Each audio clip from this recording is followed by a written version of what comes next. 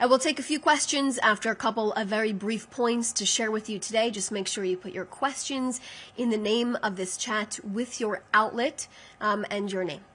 It is Thursday, November 13th, and today marks day 769 since Hamas started a war, murdering our people and taking them hostage.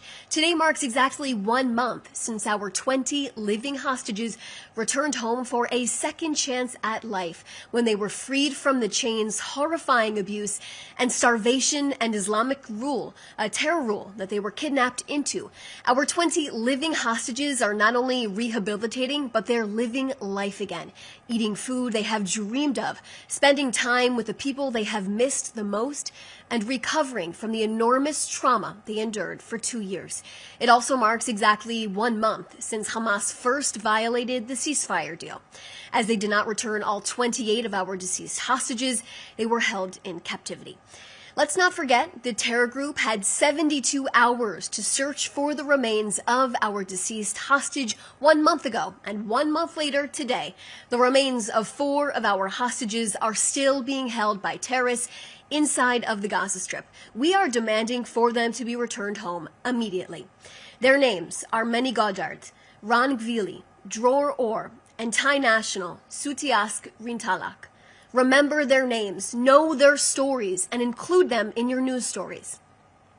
The Prime Minister reminds everyone at all times in the Knesset, at the United Nations, in Congress, and in the White House, in media interviews, and during his meetings in his office, that our hostages are still there in Gaza, and we will not stop until each and every one of them is brought home.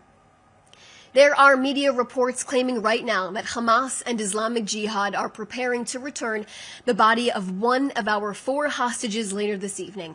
I can share with you that Israel has not received any official notification of this yet, but we are prepared 24/7 to receive the remains of our hostages. We will know only it is one of our hostages' remains once it is transferred to the Forensic Institute and is confirmed with proper identification.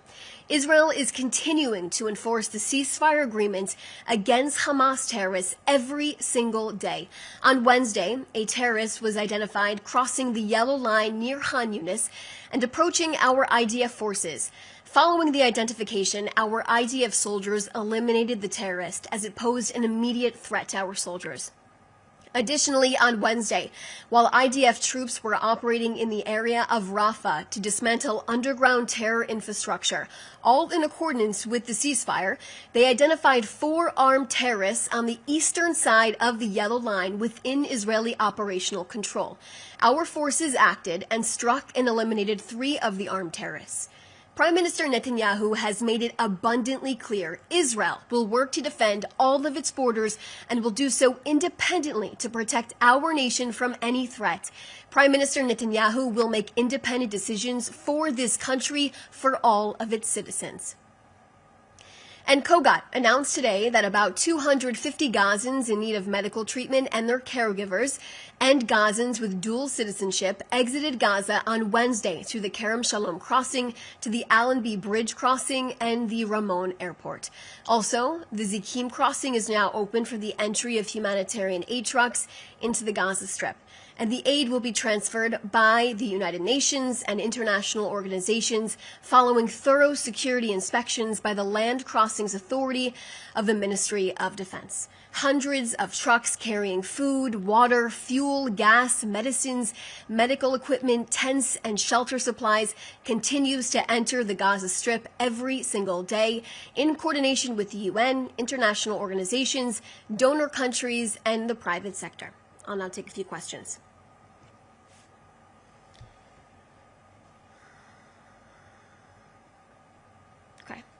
So the first question is from Dan Williams, Bloomberg. Question for the briefing. Is Israel preparing part of the yellow zone for renewed Palestinian habitation, even in the absence of a Hamas disarmament and ouster in the Gaza Strip? If so, where, for how many civilians, and with what end date? So Israel will maintain overall security control of the Gaza Strip. And of course, all details in the 20-point plan will be followed. Israel will continue to uphold this 20-point plan. Alexander Cornwell from Reuters. All right, this is a very lengthy question. U.S. Secretary of State last night expressed concern about the recent wave of settler violence in the West Bank. Overnight, Chief of Staff Eyal Zamir condemned recent settler attacks, according to Israeli police. 3 of the 4 individuals were arrested on Tuesday. Does the government unequivocally condemn acts of violence committed by Israeli citizens against Palestinians in the West Bank? So let me tell you this on Judea and Samaria. Any incidents of lawlessness are dealt with to the full extent of the law. The IDF operates under strict ethical guidelines and international law in Judea and Samaria. Commander of the Central Command made it clear that the IDF does not accept any situation in which lawbreakers harm property and civilians. Jewish communities are under attack, and they are oftentimes conveniently overlooked in the media. Israel has experienced a wave of terror perpetrated by individuals, many of them very young, inspired by vicious incitement in Palestinian social and traditional media, urged on by the Palestinian leadership. The Palestinian Authority systematically rewards people for attacking and terrorizing Jews, and the more serious offenses, the more money they receive. The abhorrent pay-for-slay initiative by the PA has continued, and the policy must stop, as it drives and it fuels terror against Jews. Now, as part of the ceasefire, Israel released 250 Palestinian terrorists serving life sentences. The PA paid these same terrorists, many of them from Hamas, and they have made a collective of $70 million. 9 major attacks took place in September, 8 in the West Bank, Judea and Samaria region, and one side, Israel. The security services were able to foil 105 major terror attacks.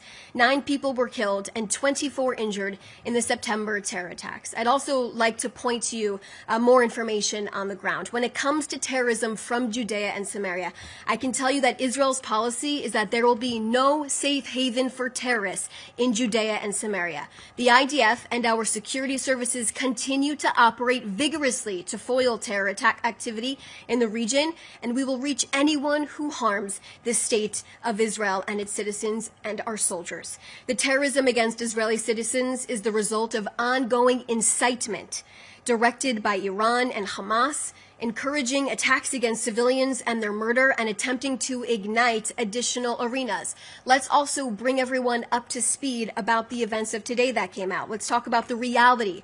Shin Bet and IDF announced today with the Israeli police that they dismantled a Hamas terrorist stronghold where terrorists operated in the Bethlehem area, planning to carry out shooting attacks against security forces and Israeli civilians. More than 50 terrorists were apprehended in 15 different operations that took place.